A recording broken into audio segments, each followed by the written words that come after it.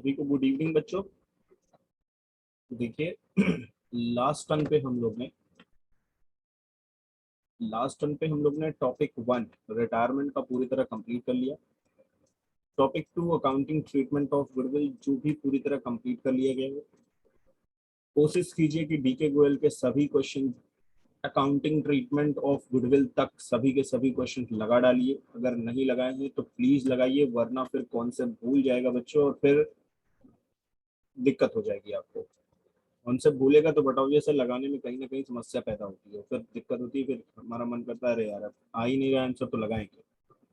तो जिस दिन आपको होमवर्क दिया जाए उसी दिन या नेक्स्ट डे तक उसको लगा लीजिए। देखिए टॉपिक 1 एंड टॉपिक 2 पूरी तरह पढ़ा दिए थे। नाउ अब हम मूव कर रहे हैं अपने टॉपिक नंबर 3 पर, जो आप सभी बच्चे ऑलरेडी एडमिशन में पढ़ के आए। तो ये टॉपिक नंबर 3 होने वाला है। टॉपिक नंबर 3 हमारा है accounting treatment of reserve accumulated profits and losses. ये हमारा मतलब कॉन्सेप्ट जाएगा टॉपिक नंबर 3। टोटल आप सभी को पता है 4 टॉपिक्स पढ़ने हैं आपको। 5वां टॉपिक जो एडजस्टमेंट ऑफ कैपिटल है वो कोर्स के बाहर है, इस वजह से उसको नहीं पढ़ाना है। तो तीसरे टॉपिक पर आ चुके हैं आप। तो चलिए स्टार्ट करते हैं। आपका देखा देखा लग रहा होगा, एडमिशन में पढ़ा पढ़ा लग रहा होगा। बिल्कुल, तो चलिए देखिए शुरू करते हैं। ठीक है बच्चों, सबसे इम्पोर्टेंट बात कि हम पढ़ने क्या जा रहे हैं। हम पढ़ने जा रहे हैं treatment of reserve accumulated profit and losses. Accumulated profit and accumulated losses and reserves, इस चीज को हम टॉपिक नंबर 3 में कवर करेंगे। सर इनके ट्रीटमेंट की क्यों जरूरत पड़ी, क्या इनकी रिक्वायरमेंट है, इनको हम क्यों ट्रीट कर रहे हैं, टॉपिक नंबर 3 को क्यों हम पढ़ रहे हैं। तो देखिए बच्चों बात समझिएगा। जैसे मान लीजिए 3 पार्टनर थे। 3 पार्टनर कोई भी ले लो, कोई भी, राम श्याम मोहन 3 पार्टनर थे। इन तीनों पार्टनर ने प्रॉफिट कमाया। लेट से प्रॉफिट कमाया 90,000। अब मोहन बिजनेस को छोड़ के जा रहा है। तो बेटा अगर मोहन बिजनेस को छोड़ के जा रहा है तो आप सोचो, मोहन कहेगा ये भैया मैं जा रहा हूँ प्रॉफिट बांट लो, तो क्या राम और श्याम मना करेंगे इस चीज के लिए? बिल्कुल मना नहीं करेंगे। और अगर मना करेंगे तो मोहन क्या समझाएगा, कहेगा देखो ये प्रॉफिट हम तीनों की मेहनत का है, हम तीनों ने इसको मेहनत करके कमाया है, इसलिए इस प्रॉफिट पर हक हम तीनों का है।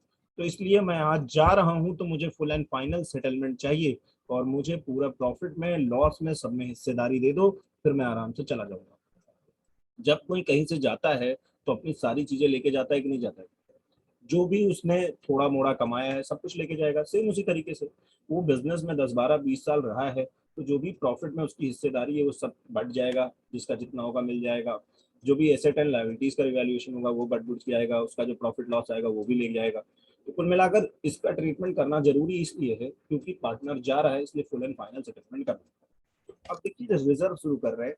रिजर्व जिसका दूसरा नाम होता है एक्यूमुलेटेड प्रॉफिट। चाहे आप इन्हें रिजर्व कहिए चाहे आप इन्हें एक्यूमुलेटेड प्रॉफिट कहिए, बोथ आर सेम थिंग। ठीक है, accumulated loss is different thing but reserve and accumulated profit are same thing. There are 3 types of reserve. Number 1 is fully distributable reserve, number 2 is partial distributable reserve, and number 3 is undistributed reserve. Fully distributable reserve, partial distributable reserve and undistributable reserve या undistributed reserve. Fully distributable reserve में बच्चों 5 reserve आते हैं। एक का नाम है reserve कहिए या जनरल रिजर्व, एक ही बात है, चाहे रिजर्व लिखा हो चाहे जनरल रिजर्व लिखा हो, एक हो गया। दूसरा आता है आपका रिजर्व फंड। तीसरा होता है आपका कॉन्टेंजेंसीज रिजर्व। चौथा होता है आपका इंश्योरेंस फंड। एंड पांचवा आपका होता है प्रॉफिट एंड लॉस का क्रेडिट बैलेंस। क्रेडिट बैलेंस बहुत बड़ा इशू है क्रेडिट बैलेंस को लेकर, तो इसके लिए मैंने एक नोट्स बना के रखा है। इस नोट्स को आप देखिए, इस नोट्स को आप देखिए, इसके लिए मैंने एक नोट्स आपके लिए तैयार किया। प्रॉफिट एंड लॉस अकाउंट का अगर क्रेडिट बैलेंस हुआ तो वो प्रॉफिट कहलाता है, और अगर डेबिट बैलेंस हुआ तो वो लॉस कहलाता है। सर कैसे पहचानेंगे? अरे बच्चों बचपन में आपने एक कहानी जरूर पढ़ी होगी नॉमिनल अकाउंट की। नॉमिनल अकाउंट आप सबने पढ़ा होगा। नॉमिनल अकाउंट हमें कहता है debit all expenses and losses. सभी एक्सपेंसेस और लॉसेस को आप क्या कीजिए, डेबिट कीजिए, और सभी इनकम एंड गेन्स को आप क्या कीजिए, क्रेडिट। तो उसी तरीके से अगर प्रॉफिट एंड लॉस का डेबिट बैलेंस है तो इसका मतलब वो लॉस है, debit all expense and losses. It means जो प्रॉफिट एंड लॉस का बैलेंस आ रहा है डेबिट वो लॉस है, और क्रेडिट बैलेंस मतलब प्रॉफिट है। तो यहाँ से पकड़ के चलिएगा कि डेबिट बैलेंस आपका लॉस होता है और क्रेडिट बैलेंस आपका प्रॉफिट होता है। ठीक, तो टोटल 5 चीजें हैं, याद कर लीजिए जल्दी जल्दी। पहला reserve, general reserve, reserve fund, contingencies, insurance fund, profit and loss account का क्रेडिट बैलेंस। सभी को गुड इवनिंग, गुड इवनिंग बच्चों, गुड इवनिंग। आगे चलते हैं partial distributable reserve. Partial distributable reserve में बच्चों केवल 2 रिजर्व आते हैं, केवल 2। एक है वर्कमैन कॉम्पनसेशन रिजर्व और एक है इन्वेस्टमेंट फ्लक्चुएशन रिजर्व। इससे बाहर कुछ नहीं है। आप पेपर भी एडमिशन का दिए तो आप देखेंगे इसके अलावा रिजर्व का कोई और रिजर्व पूछा ही नहीं जाता। यही इतना ही आपके कोर्स में। अच्छा, वर्कमैन कॉम्पनसेशन रिजर्व कहिए या वर्कमैन कॉम्पनसेशन फंड कहिए, एक ही बात है। चाहे आप वर्कमैन कॉम्पनसेशन रिजर्व कहिए चाहे वर्कमैन कॉम्पनसेशन फंड कहिए, एक ही मतलब, ये 2 नाम से आ सकता है, तो दोनों चीज सेम है। हालांकि अंतर होता है रिजर्व और फंड में, एक माइन्यूट सा अंतर होता है। अगर मैं बताऊं रिजर्व और फंड में क्या अंतर होता है, तो रिजर्व और फंड में इतना सा अंतर होता है। रिजर्व वो चीज है जो आप अपने पास रखे हुए हैं, और फंड वो चीज है जो पैसा आप अपने पास रखे थे उसको जब आप बस बैंक में ब्लॉक करवा देते हैं, कहीं जगह पर रख देते हैं, ताकि आप कहें यार मेरे पास पैसा रखा रहेगा तो क्या होगा, कुछ बढ़ेगा है नहीं, इससे अच्छा जब पैसा रखा है तो इसको बैंक में रखो, कहीं इन्वेस्ट डाल दो, पड़ा रहे वहां पे। तो वही रिजर्व बेटा फंड में कन्वर्ट हो जाता है। तो बस वही रिजर्व वही है, बस वो जब आप बाहर लगा देते हो किसी जगह पर तो फंड बन जाता है। तो दोनों चीजें सेम है। वर्कमैन कॉम्पनसेशन रिजर्व कहिए और workman compensation fund, both are same thing. Investment fluctuation reserve कहिए या investment fluctuation fund, both are same thing. प्यार से हम इन्हें क्या बुलाएंगे, इनको प्यार से बुलाने के लिए मैं नाम रखा हूं WCR और IFR। ठीक है, ये 7 रिजर्व, ये 7 एक्यूमुलेटेड प्रॉफिट है दोस्त, जो बढ़ते हैं, याद कर लीजिए। अनडिस्ट्रीब्यूटेड रिजर्व पर आते हैं जो कि बिल्कुल भी बांटे नहीं जाते हैं, जिसमें पहला आता है provident fund, employee saving fund, तीसरा आता है मशीनरी रिप्लेसमेंट फंड। ये 3 ऐसे रिजर्व हैं, यूं कह लीजिए ये हमारी आउटसाइड लायबिलिटी होती है, इसलिए हम इसे नहीं बांटते। इसका भी लॉजिक ले लीजिए। प्रोविडेंट फंड क्या होता है, जैसे आप किसी से भी पूछेंगे अपने घर में PF क्या होता है, कई बच्चों को पता भी होगा PF क्या होता है। PF वो पैसा होता है जब कोई काम करता है किसी जगह पर तो उसकी सैलरी से कटता है, तो वो कंपनी जो काटती है वो रिटायरमेंट के समय या कुछ समय बाद वो जब चाहे तब इम्प्लॉय ले सकता है उसको। उसी तरीके से इम्प्लॉय सेविंग फंड भी होता है, उसको भी कंपनी को वापस करना है। और मशीनरी रिप्लेसमेंट फंड जो रखा हुआ है वो मशीनरी के लिए रखा है। तो इसमें से कुछ भी पार्टनर का नहीं है, बात समझिएगा। ये इम्प्लॉय से रिलेटेड है, ये भी इम्प्लॉय से रिलेटेड है, और इससे मशीनरी आनी है। तो भैया इससे पार्टनर से रिलेटेड है ही नहीं, तो हम इन्हें बांटेंगे क्यों? जब ये पार्टनर से रिलेटेड होगा, पार्टनर की कमाई होगी तब तो बांटोगे। तो ये कहीं ना कहीं इन फ्यूचर आपको लौटानी है। इस वजह से ये दिखते तो रिजर्व जैसे हैं लेकिन बांटे बिल्कुल नहीं जाते। एक provident fund, employee saving fund and machinery replacement fund distribute नहीं किए जाते हैं, क्योंकि ये आउटसाइड लायबिलिटी होते हैं, क्योंकि इन्हें हमें वापस करना है आगे चलकर। Got it? तो देखिए आगे, अब हमको इसकी एंट्री बिल्कुल भी नहीं पढ़नी, इसकी हमें पढ़नी है इसकी एंट्री, इनकी अकाउंटिंग ट्रीटमेंट कैसे होती है इसकी हमें पढ़नी है इसकी। और अब आपको ले चलते हैं एक्यूमुलेटेड लॉसेस की तरफ। सर एक्यूमुलेटेड लॉस क्या होते हैं? जैसे बेटा प्रॉफिट होता है वैसे लॉस भी होगा भाई। अगर पार्टनर कह रहा है मैंने मेहनत से कमाया है, सारा प्रॉफिट बांटो मैं लेके जाऊंगा, तो बाकी पार्टनर ये भी बोलेंगे भैया तुमने मेहनत से लॉस भी कमाए हैं, ये भी लेके जाओ। खाली सुख सुख लेके जाओगे अच्छा नहीं लगेगा, दुख भी लेके जाओ साथ में। तो मतलब आपको दोनों चीज लेके जानी है। तो आप ये कहिए कि खाली अच्छा अच्छा उठा ले नहीं काम चलेगा, सब कुछ उठाना है, तभी आप जा पाएंगे, अदरवाइज आपको पूरी अकाउंटिंग खत्म नहीं होगी। तो अकाउंटेड अक्यूमुलेटेड लॉस में पहला आता है heavy advertisement expenditure. Heavy advertisement expenditure, जिसको हम एडवर्टीजमेंट सस्पेंस के नाम से भी जानते हैं, बेसिकली क्या होता है ना, बहुत बड़ा अमाउंट होता है, बहुत बड़ा, एक तरीके से ह्यूज अमाउंट होता है, खर्चा होता है, और इस खर्चे को अभी तक PL में चार्ज नहीं किया गया होता है। मतलब इसको हम खर्चे को खत्म नहीं किए होते हैं, ये बेसिकली बैलेंस शीट के एसेट साइड में दिखाई देते हैं, ये बैलेंस शीट में एसेट साइड में दिख रहे होते हैं।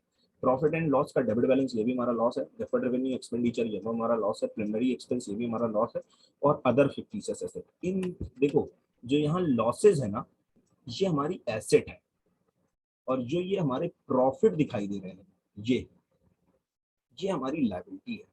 सर बड़ा अजीब बात कर रहे हो आप तो, लॉसेस कब से एसेट होने लगे? कई लोगों को झटका लगा होगा कि ये लॉसेस कब से एसेट होने लगे। तो आप बैलेंस शीट बनाते हो, आपको नजर तो गई होगी ना कि reserve, reserve fund, insurance fund, WCR, IFR, ये तो लाइबिलिटी साइड में दिखता है, और जितने लॉसेस आपको दिख रहे हैं ये बैलेंस शीट की एसेट साइड दिखते हैं। कभी सोचे हो कि ये क्यों एसेट है? कोई सोच सकता है ये लॉस एसेट कैसे है भाई, और ये प्रॉफिट लाइबिलिटी कैसे हो गया? तो जरा सुनिएगा ध्यान से, तब समझ में आएगा कि लाइबिलिटी कैसे और एसेट कैसे। क्लास 11th में एक कॉन्सेप्ट पढ़ाया जाता है जिस कॉन्सेप्ट का नाम है बिजनेस एंटिटी कॉन्सेप्ट या separate entity concept.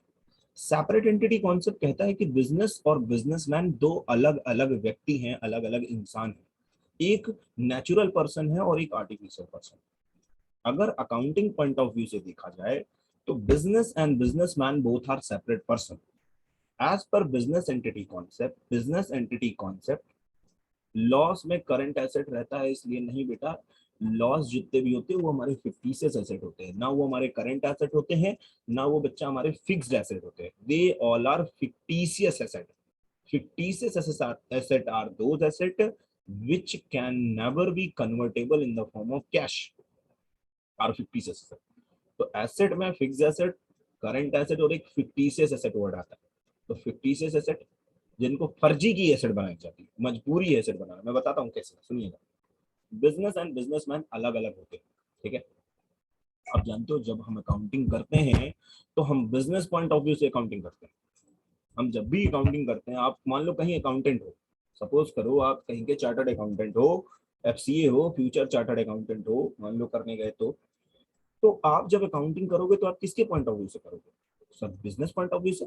But obvious है बिजनेस के ट्रांजेक्शन लिखेंगे, तो बिजनेस के ट्रांजेक्शन लिखोगे और बिजनेसमैन को अलग इंसान मानोगे और कहोगे जो बिजनेस प्रॉफिट कमाएगा, ध्यान से सुनना मेरी बात, जो बिजनेस प्रॉफिट कमाएगा वो बिजनेस की जिम्मेदारी है कि बिजनेसमैन को वापस करे। जो बिजनेस प्रॉफिट कमाएगा वो बिजनेस की जिम्मेदारी है कि बिजनेसमैन को वापस करे, इसलिए वो लायबिलिटी है, क्योंकि बिजनेस के ऊपर एक लायबिलिटी है कि प्रॉफिट कमा के बिजनेसमैन को देना है। और लॉस एसेट कैसे है बिजनेस के लिए? लॉस एसेट इसलिए है क्योंकि बिजनेस जब भी लॉस कमाएगा तो वो बिजनेसमैन से रिकवर करना है, वापस लेना है भाई, और कैपिटल लगवानी है ताकि उन लॉस को खत्म किया जा सके, इसलिए ये एसेट है और ये लायबिलिटी है।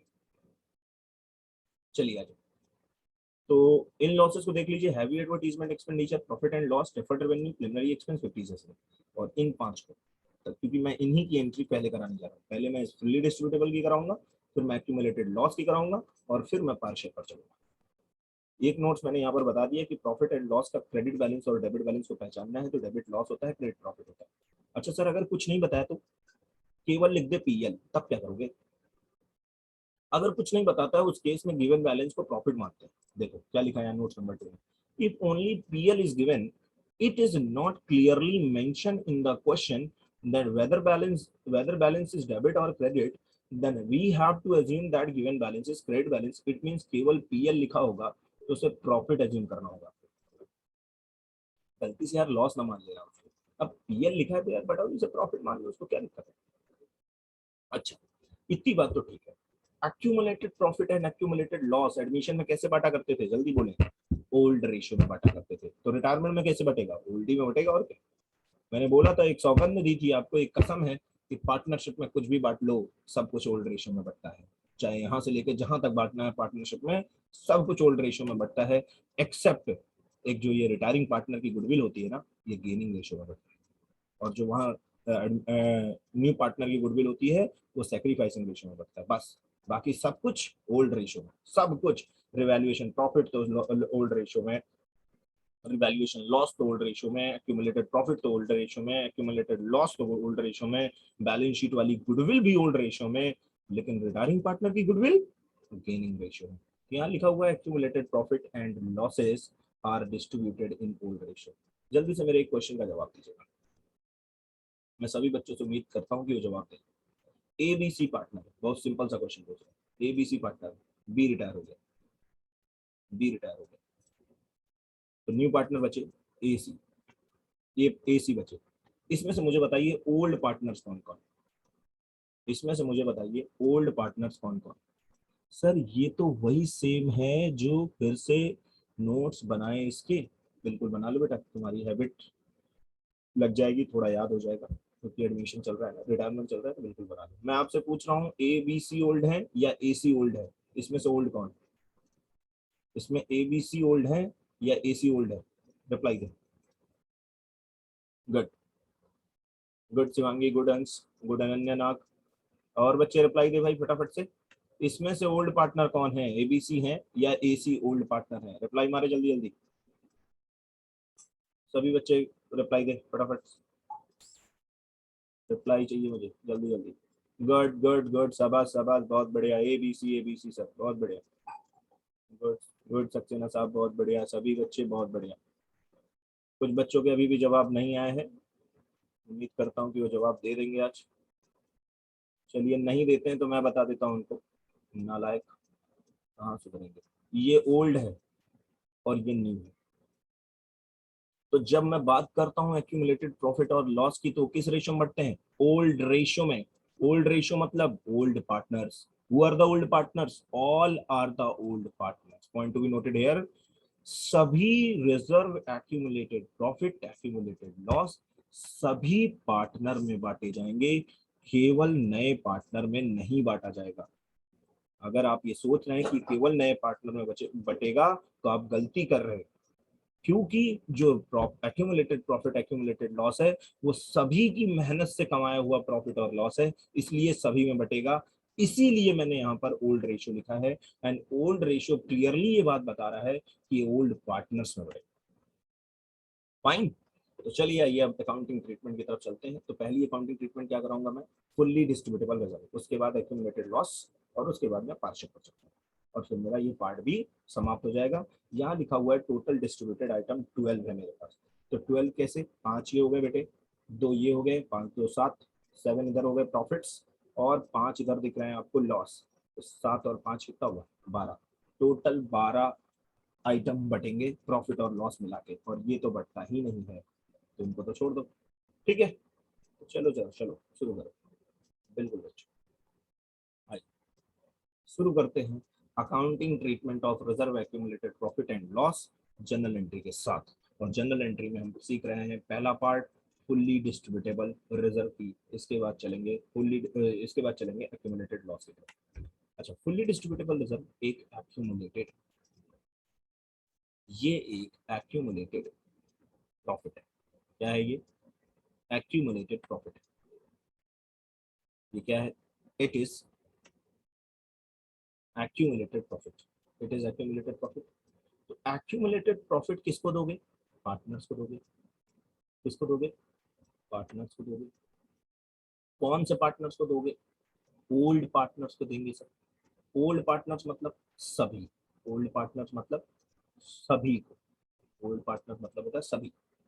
और किस रेशियो में दोगे? बट ऑब्वियस है ओल्ड रेशियो में दोगे। अच्छा, जब दोगे प्रॉफिट, तो उनकी कैपिटल क्या हो जाएगी? बढ़ेगी ना। समझ में आ रही है बात?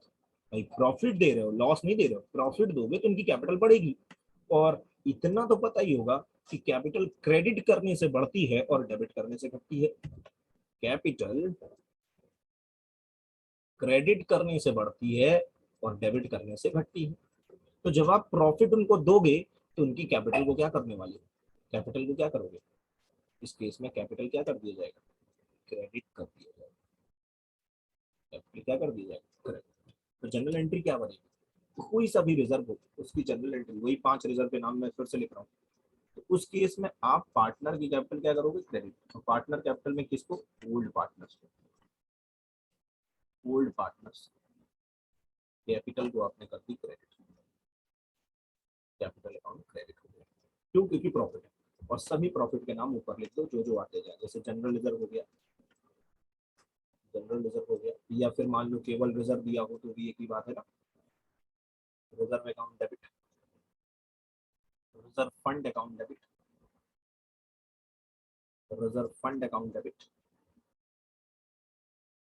या फिर मान लो कॉन्टिजेंसी रिजर्व दिया है तो contingency reserve, contingency reserve debit.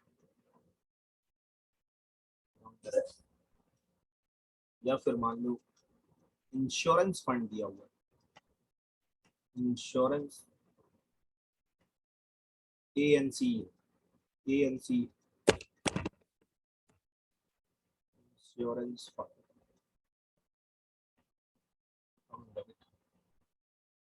और लास्ट में आ जाता है प्रॉफिट एंड लॉस अकाउंट। ध्यान रहे ये कौन सा बैलेंस है, ये है आपका क्रेडिट बैलेंस है। To old partners capital account being accumulated profit, accumulated profit। अब आपको डिस्क्रिप्टिव की तैयारी करनी है तो ध्यान रखिएगा हर एक चीज डीप में बहुत ज्यादा नहीं पूछी जाती है, लेकिन हाँ देखिए जब ऑब्जेक्टिव पेपर होते हैं तो चीजें डीप में चली जाती है, लेकिन जब डिस्क्रिप्टिव होती है तो बहुत ज्यादा डीप नहीं जा सकते, घुस कर कितनों भी चले जाए लेकिन निकल जाएगा, उसमें कोई दिक्कत नहीं। बीइंग एक्यूमुलेटेड प्रॉफिट, लेकिन एंट्रियां याद रखोगे तभी तो एंट्री लगा दिया पाओगे। एंट्रियां याद रखो या फिर समझ लो, जैसे मैं समझा रहा हूँ कि प्रॉफिट है तो प्रॉफिट की वजह से कैपिटल बढ़ेगा। Being accumulated profit distributed in old ratio, इस रेशियो में जा रहा है बच्चों, ओल्ड रेशियो। और जब आप इसकी जनरल एंट्री लगाएंगे तो ध्यान रखें बेटा विद फॉर्मेट जनरल एंट्री लगाएं। मैं बार बार ये बात बोल रहा हूँ कि विद फॉर्मेट, अगर आप अपनी पेपर के अंदर जब एंट्री पोस्ट करेंगे पेपर में लिखेंगे तो विदाउट फॉर्मेट अगर आपने एंट्री करके आ गए तो नंबर आपके कट जाएंगे, मैं पहले बता रहा हूँ। जनरल एंट्री विदाउट फॉर्मेट नहीं चलेगी, with format plus heading general entry in the books of blah blah blah जो भी है, ठीक है। विद फॉर्मेट मतलब वही date particular GF number amount debit amount credit, ये बचपन में पढ़ते हैं। तो ये था पहला पार्ट फुल्ली डिस्ट्रीब्यूटेबल जो खत्म। चल रहे हैं सेकंड पार्ट। सेकंड पार्ट है अपना पास एक्यूमुलेटेड लॉसेस। और एक्यूमुलेटेड लॉसेस में मैंने लिखवा दिया, वहां पर 5 नाम वहां पर थे, उन 5 नाम को समझ लो। एक्यूमुलेटेड लॉस की वजह से क्या होगा, एक्यूमुलेटेड लॉस की वजह से कैपिटल कम करना पड़ेगा आपको। कैपिटल क्या करना पड़ेगा, कम। कैपिटल इससे कम होगा क्योंकि देखो प्रॉफिट दोगे तो कैपिटल बढ़ेगी, लेकिन लॉस दोगे बांटोगे तो कैपिटल कम होगी, तो इस केस में आपको कैपिटल को डेबिट करना पड़ेगा क्योंकि तभी कम हो पाएगी, डेबिट से कम। तो जितनी केस में है सभी में पहले कैपिटल डेबिट करते हो, वही ऊपर वाली जो एंट्री की हो उसी का रिवर्स चलोगे। प्रॉफिट में जो एंट्री की हो प्रॉफिट डेबिट हो गया सभी, और ओल्ड पार्टनर क्रेडिट हो गया। लॉस में ओल्ड पार्टनर कैपिटल क्या हो जाएगा, डेबिट हो जाएगा, कैपिटल अकाउंट डेबिट हो जाएगा। और टू सभी लॉसेज आ जाएंगे। लॉस का नाम क्या है पहला, heavy advertisement expenditure, heavy advertisement expenditure.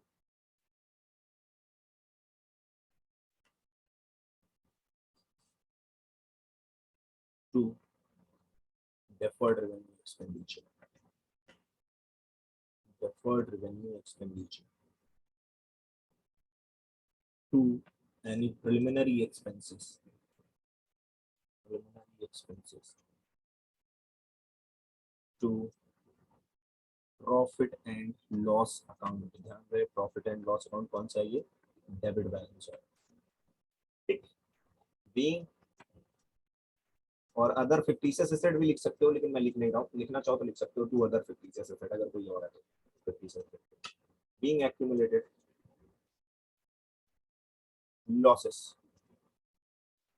Distributed in old ratio. किस रेशियो में बटने वाला है ये सब, सब ओल्ड रेशियो। ओल्ड रेशियो मतलब हो गया सभी, याद रखिएगा इस बात को, केवल नए में मत बांटाना। तो फाइनली कंप्लीट हो गया। कोई भी एंट्री आएगी एंट्री लगा ही लोगे। जनरल रिजर्व आती है तो जनरल रिजर्व अकाउंट डेबिट, बाकी सभी पार्टनर क्रेडिट, ओल्ड रेशियो बांट। देखो क्वेश्चन कैसा है, क्वेश्चन सुनो, क्वेश्चन कैसा है जरा वो भी एक डिस्कशन हो सकता है क्वेश्चन पैराग्राफ में है, 5-7 लाइनें हो, उसमें लिखा हो ये पार्टनर है भैया, ये जा रहे हैं और इनके गुडविल इतनी बढ़ रही है, फर्म की गुडविल। तो फर्म की गुडविल है तो मतलब उसमें एक एंट्री लगेगी गुडविल की। अगर कोई बैलेंस शीट वाली गुडविल है तो उसको राइट ऑफ करने की एक एंट्री लगेगी, जो आपने टॉपिक नंबर 2 में ऑलरेडी पढ़ा। ध्यान से सुनेंगे मेरी बात। जो पार्टनर रिटायर हो रहा है तो रिटायरिंग पार्टनर की एंट्री लगेगी, एक एंट्री लगेगी उसकी गुडविल की। अगर कोई बैलेंस शीट में गुडविल है तो उसकी भी एक एंट्री आएगी। और उसके बाद 3-4 रिजर्व दिए हुए लॉस दिए हुए तो उनकी भी एंट्री आएगी। तो ये एंट्रियां आएंगी, ठीक है।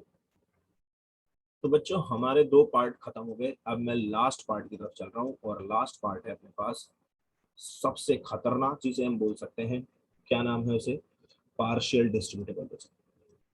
Partial partial distributable risk. Third, partial distributable reserve, जिसमें ओनली 2 रिजर्व आते हैं, एक आता है आपका WCR और एक आता है IFR। तो पहले मैं WCR का ट्रीटमेंट करना सिखाऊंगा आपको, फिर मैं IFR का, और सब पे न्यूमेरिकल के साथ डिस्कशन होगा पूरा प्रॉपर। ठीक, इसके लिए मुझे प्रॉपर उसकी वो करनी पड़ेगी, मार्जिन। मार्जिन कैसे चलेगा,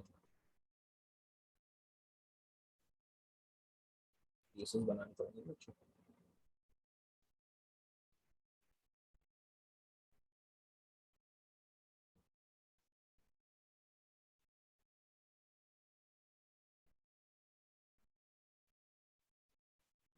एक केस हो गया,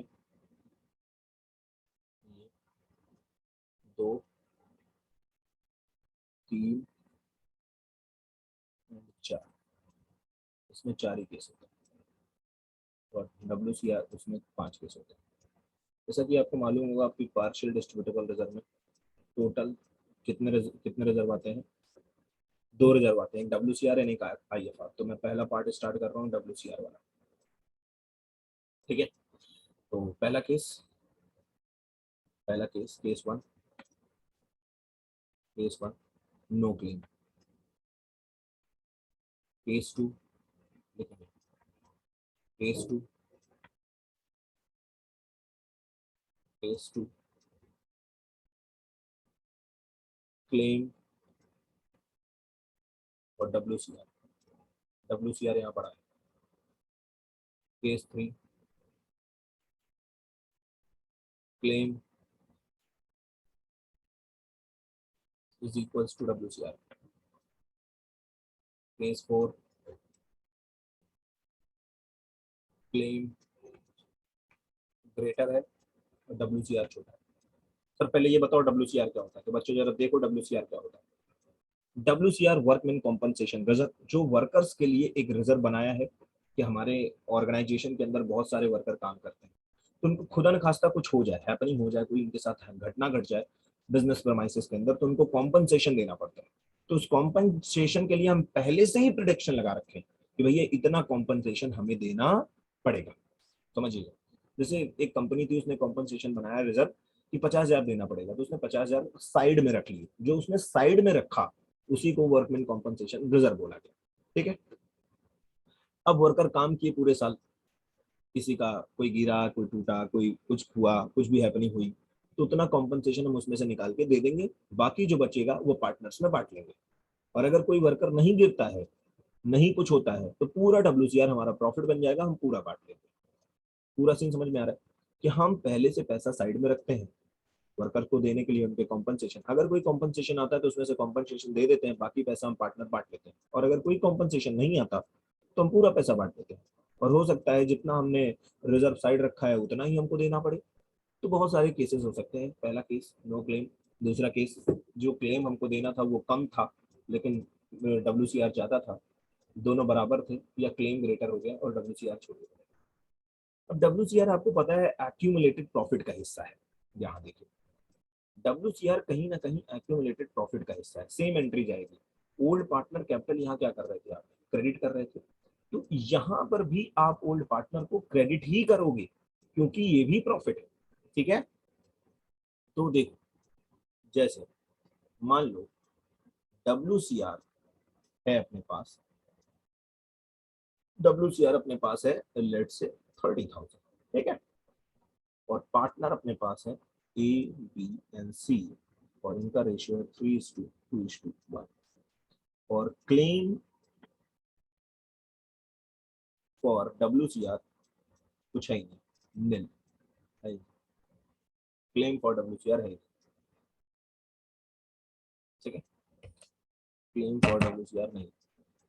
जब क्लेम फॉर WCR नहीं है तो कोई बात नहीं, हम WCR डेबिट करेंगे, और यहाँ लिखा हुआ है B retires, B retire, B retire, तो WCR डेबिट कर देंगे क्योंकि वो प्रॉफिट है 30,000 से। और सभी में बांटेंगे बच्चों, A में,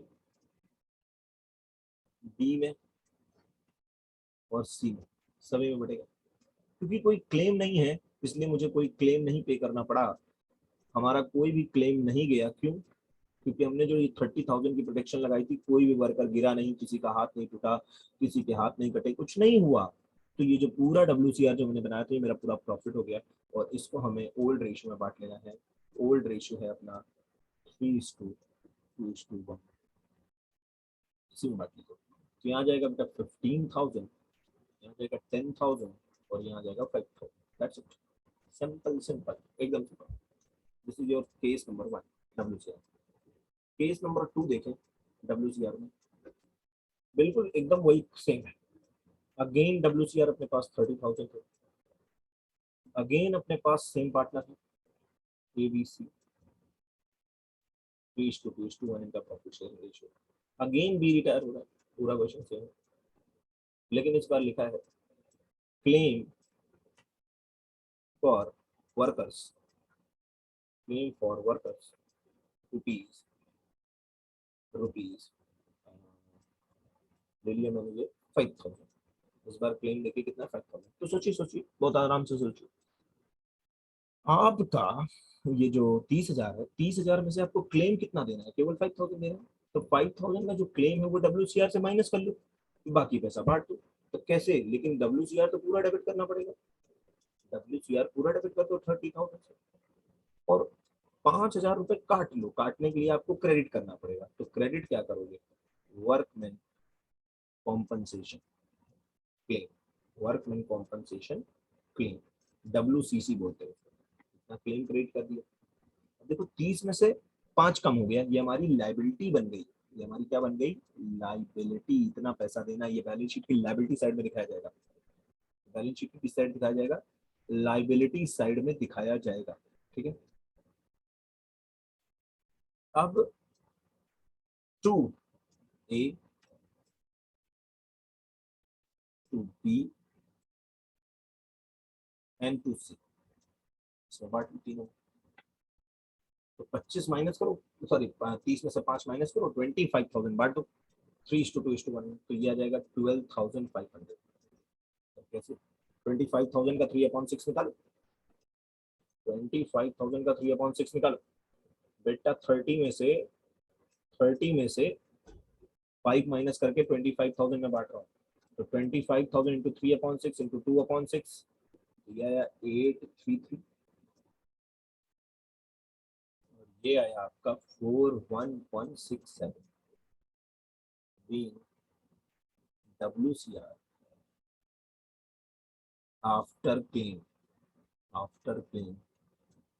rupees 25,000 distributed in 2:1। सिंपल, टिक। चलो अब देखो आगे। यहाँ पर मैंने क्या किया? यहाँ पर मैंने फिर से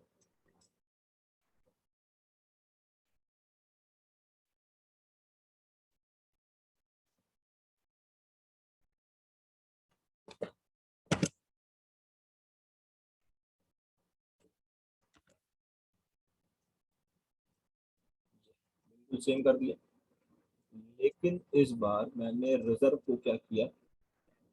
रिजर्व को बेटा मैंने चेंज किया, रिजर्व वही रखा। क्लेम को मैंने इस बार 30,000 कर दिया। क्लेम कितना हो गया बच्चों? 30,000। जितने का भैया रिजर्व उतना ही क्लेम। तो मुझे बताओ कुछ बचे बटेगा पार्टनर में? बांटने के लिए कुछ बचेगा? ये तो नहीं बचा भाई। WCR 30,000 अपने पास, और क्लेम कितना है? 30,000। क्या क्या कुछ बचेगा बांटने के लिए? बिल्कुल नहीं सर, एक भी चीज नहीं बचेगी। टू वर्कमैन कॉम्पनसेशन क्लेम आ जाएगा, और कुछ भी नहीं बढ़ेगा, और ये 30,000 से क्रेडिट हो जाएगा, बस सिंपल। और ये जो यहाँ पर देखो, यहाँ पर कोई लाइबिलिटी है नहीं। यहाँ बैलेंस शीट में कोई लाइबिलिटी है? कोई लाइबिलिटी इस केस में नील, कोई लाइबिलिटी नील।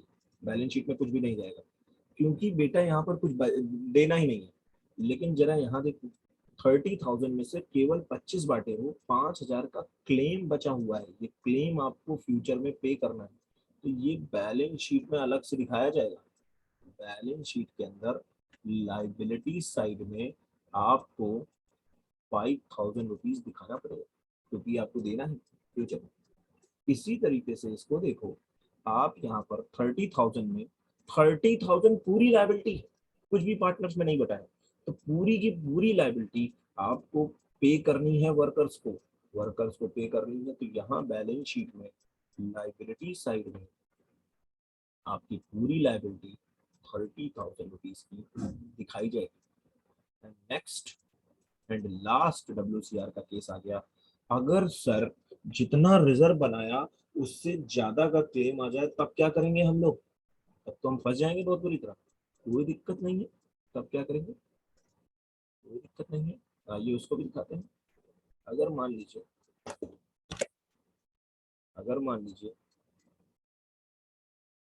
क्लेम इस बार कितने का हो जाए, क्लेम इस बार आपका 35,000 का हो जाए। अब देख रहे हो क्लेम ग्रेटर हो गया WCR से। Most important case, most important, बाकी सब आसान, ये सबसे बड़ा चाचा है सबका, सबसे इंपॉर्टेंट, ये अलग ही है, बिल्कुल अलग ही दुनिया भाई साहब इसके। तो देखो क्या करना है, कुछ नहीं, बहुत आसान है। हम लोग WCR डेबिट करोगे कितने से? 30,000 से। तुम मुझे बताओ ईमानदारी से सभी बच्चे, 30,000 में से तुम 35,000 दे पाओगे क्या? 30,000 में से क्या 35,000 दे पाओगे किसी भी कीमत पर? क्या 30,000 में से 35,000 प्रोवाइड कर पाओगे? बिल्कुल नहीं। 30,000 में से आप 35,000 पे ही नहीं कर सकते, कभी नहीं पे कर सकते, क्योंकि आपके पास है ही नहीं, आपके पास तो केवल 30,000 है। लेकिन WCR में जो क्लेम खड़ा होगा, जो WCC आएगा, वर्कमैन कॉम्पनसेशन क्लेम, वो तो 35 से ही आएगा। लाइबिलिटी तो 35 की है, अब जो 5,000 रुपए है वो कहाँ से आएगा? पॉइंट समझना है, पॉइंट आराम से। WCR 30 का है, 35,000 का क्लेम आ गया सर, तो हमारा जो लाइबिलिटी थी 35,000 का, जो लॉस था, जो लॉस हुआ, उसमें 5,000 का लॉस हुआ। 30,000 के लिए तो पहले से ही तैयार थे। 5,000 का लॉस हम रिवैल्यूएशन में बुक करेंगे। जो 5,000 का लॉस है उसको हम रीवैल्यूएशन अकाउंट से बुक करने वाले हैं। कहाँ से बुक करेंगे? रिवैल्यूएशन में दिखाएंगे debit side, revaluation account debit.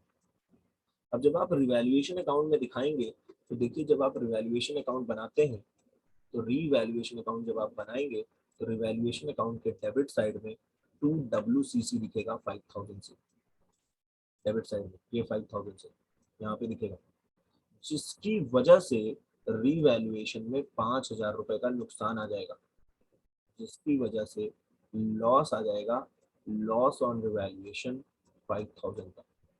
और जो ये 5,000 का लॉस आएगा बच्चे, ये ABC तीनों में बटेगा 3:2:1। रिवैल्यूएशन अकाउंट सभी बच्चे एडमिशन में बनाए, ये बटेगा तो ये आ जाएगा 2,500, 2,500, ये आएगा 5,000 डिवाइड बाय 6, ये 3 इसका, इसका हो जाएगा आपका 1,667। ठीक, तो इस लॉस की भी तो एंट्री लगानी पड़ेगी। इस लॉस की एंट्री जो लगाओगे तो ये रिवैल्यूएशन क्रेडिट करना पड़ेगा इस जगह पर। लॉस की एंट्री अब लग रहा है, रिवैल्यूएशन डेबिट हुआ, डेबिट साइड तो चला गया, लेकिन इस रिवैल्यूएशन में जाने की वजह से लॉस आ गया रिवैल्यूएशन, और वो लॉस ABC में पड़ जाएगा। Capital account debit, capital account debit and seize capital account debit, कितने से? 2,500, 16,667, 833। मीटिंग दोबारा रीज्वाइन करेंगे, मैं फिर से होस्ट कर रहा हूँ, उसमें IFR पढ़ाऊंगा। ठीक है, तो देख लीजिए ध्यान से, ये रिवैल्यूएशन में